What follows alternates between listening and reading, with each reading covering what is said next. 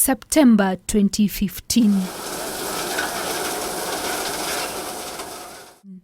Kenya's biggest irrigation scheme at Galana produced the first harvest, and while the Parliamentary Committee on Agriculture was not certain about the implementation pace of the project, a visit to the farm indicates that the second crop from the farm is going to be harvested in the next 2 weeks.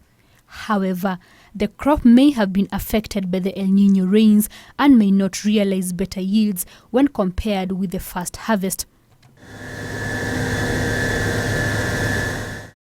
In the first harvest on the first 500 acres of the model farm, 770 tons of maize was realized, that is 8,324 90 kg bags, with a production cost of 33,000 shillings per acre and 846 shillings per bag. The government is optimistic that the yields will be better going forward, having selected the top 6 best varieties after an initial trial of 13 seed varieties. Cannot continue relying on rain-fed agriculture and expect to feed our growing population, which is at 44 million now. And by 2030, when we review the achievement of SDGs, we are expecting almost 80 million Kenyans.